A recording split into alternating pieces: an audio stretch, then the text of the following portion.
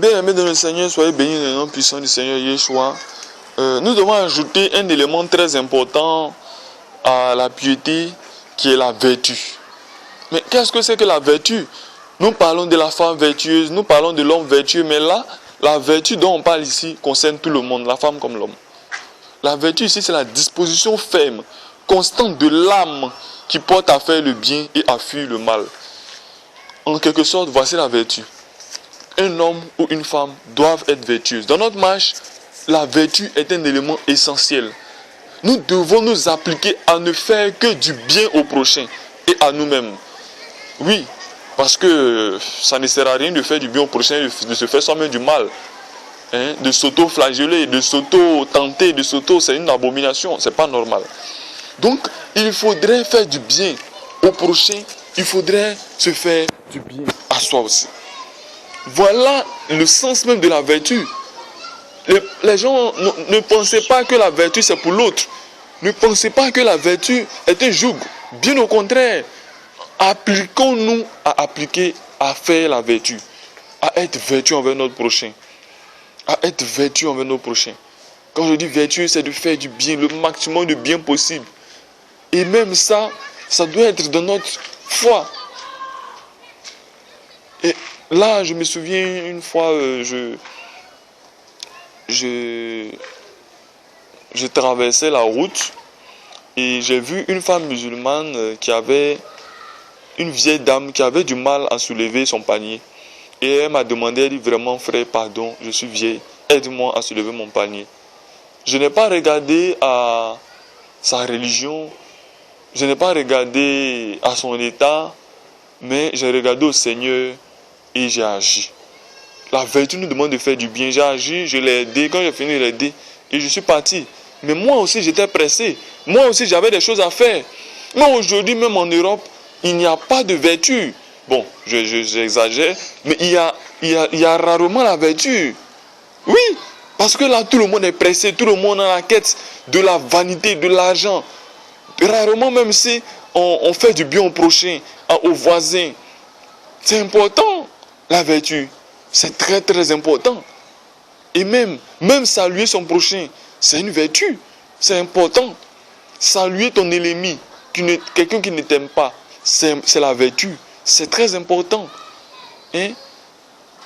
Quelqu'un qui t'attend haï. Je vais vous donner un deuxième exemple. Il y a un monsieur ici que je connais ici en Côte d'Ivoire, que je vais nommer Paul, qui était ennemi à un autre que j'appellerais Jean. Et Jean, haïssant tellement Paul, s'est isolé de lui, ils sont parentés, et a dit qu'il ne faudrait jamais que Paul s'approche de lui. Donc Jean a vécu sa vie, mais à un moment donné, Jean a eu un problème de santé et Jean est mort. Quand Jean est mort, il n'avait même pas les moyens de se soigner, et c'est dans cela qu'il est mort, isolé. Paul n'avait pas l'information. Et plus tard, Jean et sa famille, et la famille de Jean a rejoint Paul pour dire vraiment, fais quelque chose pour les funérailles, pour la mise en terre de Jean, sinon ce sera difficile. Et c'est Paul, il vous dit, qui a assuré les frais de toutes les dépenses pour les funérailles, pour l'enterrement, pour la mise en terre de Jean. C'est Paul qui s'en est assuré. Sur la terre, nous ne comprenons pas des choses. Et ça aussi, c'est une vertu. Il a fait du bien à quelqu'un qui lui a voulu tant de mal, qui lui a fait tant de mal, qui s'est isolé de lui, qui l'a critiqué, qui l'a calomnié. Et je connais ces deux personnages. J'ai été même moi-même à ces funérailles-là. Et ça faisait pitié. Ça faisait pitié. Comment les gens même ne connaissent pas l'importance du prochain. Nous devons connaître l'importance du prochain. C'est très important. Nous devons nous appliquer à faire du bien au prochain. Et je vais donner un dernier exemple. C'est ici, à un moment donné, on avait un musulman qui était en jeune musulman. Et on a dit vraiment, il vivait des difficultés financières. Nous avons des difficultés au niveau du jeûne. Nous nous sommes cotisés, nous avons acheté du sucre et nous l'avons envoyé. Mais il était étonné, il était agréablement surpris. Et voilà le témoignage que nous devons rendre. Nous faisons du bien au prochain. Nous devons faire du bien au prochain. Sans cesse, nous devons être des enfants de bien. et non de mal. Nous ne devons pas nous calomnier. Bon, comme il est musulman, donc je m'en fous de lui. Je ne vais pas l'encourager dans le mal. Qui t'a dit que tu l'encourages dans le mal? Non. C'est à lui que tu fais du bien. Qui sait, peut-être un jour, il viendra te rendre visite et tu pourras lui annoncer l'évangile. Authentique, véritable. Nous devons, dans notre foi, appliquer la vertu. Faire le maximum de bien au prochain. Le prochain, c'est nos mères, c'est nos pères, c'est nos frères et sœurs, c'est nos voisins, c'est tout le monde. Et nous-mêmes, nous devons nous appliquer la vertu. Nous devons être véritablement des hommes vertueux. Vous devez être des femmes vertueuses. Des enfants vertueux. C'est très très important. Sans l'élément de la vertu, ajouté aux autres éléments, vous serez oisif et stérile. Si vous faites du mal, que vous avez l'évangile, vous serez oisif et stérile. Quel témoignage vous rendez? Vous refusez de faire du bien au prochain et vous vous dites chrétien. Quel témoignage vous rendez? Vous refusez de prendre soin du prochain et vous vous dites vertu. Quel témoignage vous rendez? Mais bien aimés de le Seigneur, examinez-vous vous-même. Si en vous il n'y a pas de vertu, ou s'il y a peu de vertu, appliquez-vous à avoir en abondance la vertu, pour ne pas être oisif et stérile. Shalom pour la troisième étape que nous devons ajouter à notre foi pour entrer bravement dans le royaume des cieux. Amen.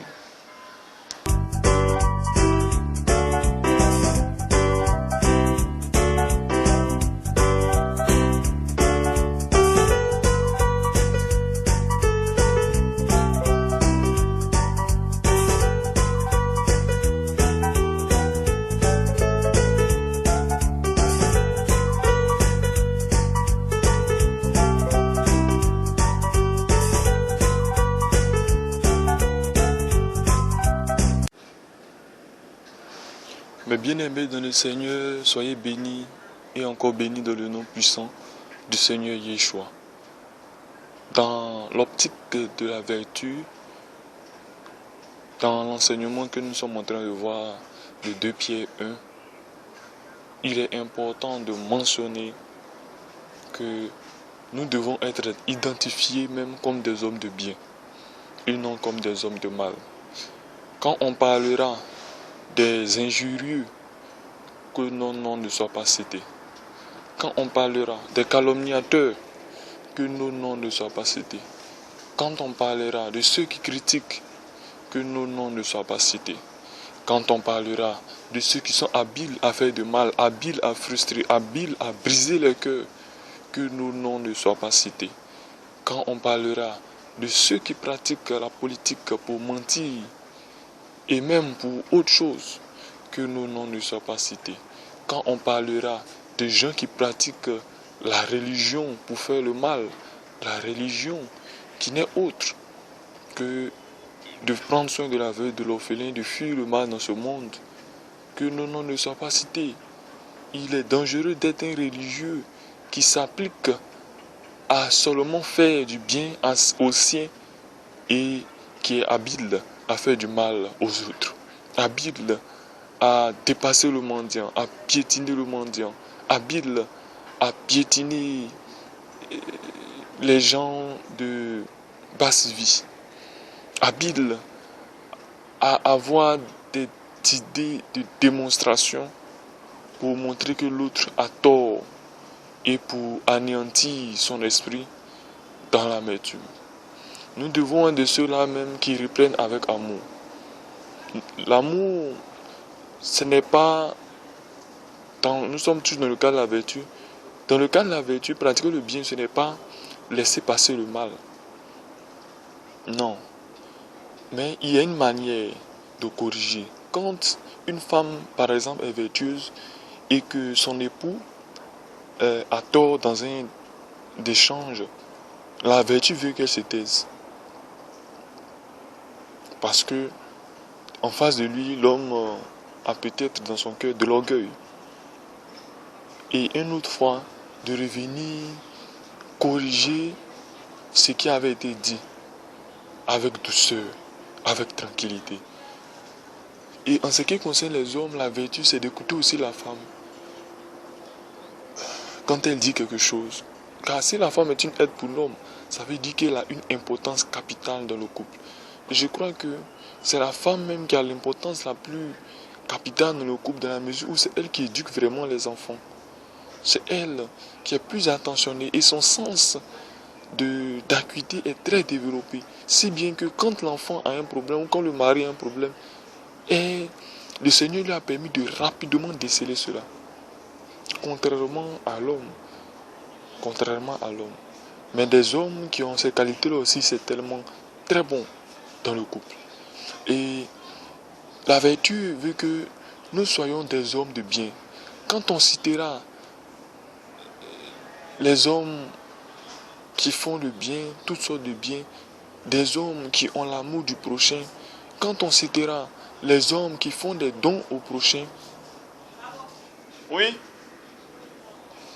quand on citera les hommes qui font, qui prennent soin de la veuve, de l'orphelin, quand on citera les hommes qui tardent à faire le mal, qui tardent à se mettre en colère, qui tardent à reprendre avec vigueur, colère, méchanceté,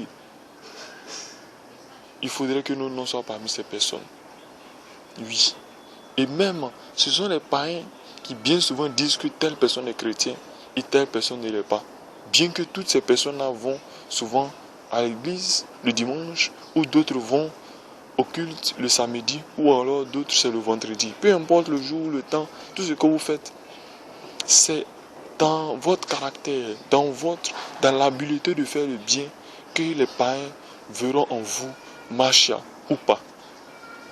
Ce n'est pas le fait d'aller le dimanche à l'église ou d'avoir un titre de carnet de baptême ou d'avoir un carnet de pasteur ou une plaque, une carte d'identité sur la poitrine disant pasteur tant ou archibishop tant, c'est pas ça. Mais quand on verra en toi le caractère de Machia, avec l'un des caractères les plus importants qui est la vertu, on dirait que oui, cet homme-là est vraiment un homme de Dieu. Cette femme-là est vraiment une servante du Seigneur. C'est en cela qu'on doit voir que vraiment tu es servante. Ce n'est pas dans les grandes doctrines qu'on peut citer, ou dans les grands débats bibliques, les débats à la télé, ou les grosses robes qu'on peut porter avec des titres gonflants. Ce n'est pas cela. Il faudrait s'appliquer à faire le bien. Et la vertu est une mention essentielle. Nous devons abonder et surabonder dans cette qualité-là qui est la vertu. Nous devons nous appliquer à être des hommes vertueux et des femmes vertueuses. Il n'y a pas d'âge pour être vertueux ou vertueuse. Dès le bas âge, il faudra apprendre la vertu. Et même dans la vieillesse, c'est aussi important. Mais bien aimés, appliquons-nous à la vertu en abondance. Amen.